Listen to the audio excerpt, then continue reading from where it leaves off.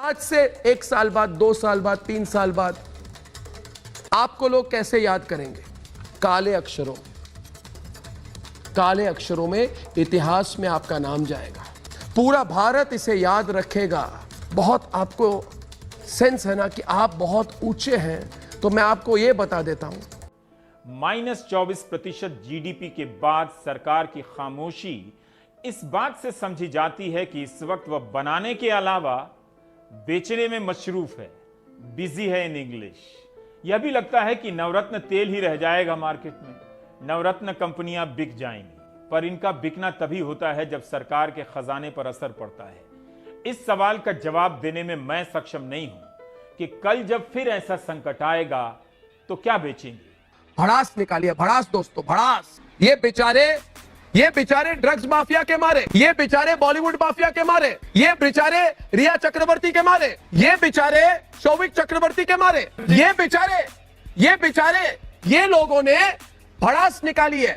अपनी भड़ास निकाल लो, मगर लोगों के भड़ास से डरो। भड़ास निकाल रहे हो ना उद्धव ठाकरे, संजय राउत, कंगना राउत पर भड़ास निकाला ना, तो भड़ास क्यों निकाला ये पूछना चाहता है भारत। सुन रहा हूं। नहीं, बुरा अच्छा की बात नहीं है, मैं सीधी बात करने वाला आदमी हूं। आपने भड़ास निकाली, आपने भड़ास क्यों निकाली? मैं पॉलिटिकल पार्टी शिवसेना की भड़ास समझ सकता हूं। तो सवाल यह है कि इनकी भड़ास क्यों निकली? तो लोगों ने मुझे पूछा, अर्नब किस चीज की भड़ास? उद्योग मंत्री पीयूष गोयल ने स्टार्टअप इकोसिस्टम को बढ़ावा देने के मामले में सभी राज्यों की रैंकिंग जारी की है। बिहार, चंडीगढ़, महाराष्ट्र, उड़ीसा और राजस्थान लीडर पाए गए हैं। यही राज्य एक हफ्ता पहले तक और अब भी केंद्र सरकार से राजस्व मांग रहे हैं। जीएसटी का अपना हिस्सा मांग रहे थे तो उनसे कहा गया कि जाइए लोन ले लीजिए। 5 राज्यों के मुख्यमंत्रियों ने प्रधानमंत्री को लिखा कि संविधान के तहत आपने गारंटी दी है, वो आप पूरी नहीं कर रहे। राज्यों को अगर जीएसटी का हिस्सा नहीं दिया गया तो उन्हें अपने खर्चे में 3 लाख करोड़ रुपए की कटौती करनी पड़ेगी। अगर उनका खर्चा घटा तो मांग और रोजगार दोनों पर असर पड़ेगा। सबको पता है कि जनता तक ये सूचनाएं पहुंच ही नहीं रही हैं। जनता को दूसरे सवाल दे दिए गए हैं। आप अपने आसपास चेक कर सकते हैं, पूछ सकते हैं। तिनके की तरह फूंक कर हवा में उड़ा दिया।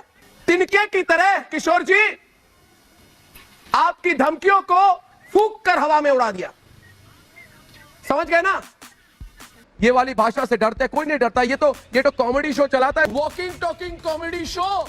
ये तो कॉमेडी शो चलाता है। इसको देखने से इसकी एक लाइन कॉमेडी वाली लाइन होती है। कोशिश करता है बड़ी बुलंदी से बोलने की। एक नंबर का कार्टून कैरेक्टर लगता है। कार्टून कैरेक्टर है, कार्टून कैरेक्टर। आप बुरा ना माने, आप कार्टून कैरेक्टर जैसी बात करते हो। वो तो कार्टून कैरेक्टर है, बुरा ना माने प्लीज। मानानी नहीं कर रहा, मैं डिस्क्राइब कर रहा हूं। मगर आप तो मुझे कार्टून कैरेक्टर लगते हो। क्यों हमेशा butter butter butter butter butter butter non stop बोलते हो यार? क्यों? सोचो कब। हाँ, अर्थव्यवस्था का संकट हमारे टीवी स्क्रीन से कहीं ज्यादा बड़ा है।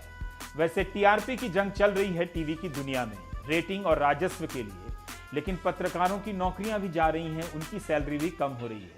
मुझे लगता है कि अब जल्दी ही किसी नए किरदार का आगमन होने वाला है। सलमान खान की क्यों भड़ास है?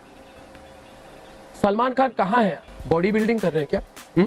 बॉडी बिल्डिंग कर रहे हैं सलमान खान, जिम जगह है, मुंह नहीं खोल पा रहे, वेट्स कर रहे हैं। ये घटिया लोग हैं। क्या बोल रहे हो? एक स्टोरी में 2.5 महीना निकला है।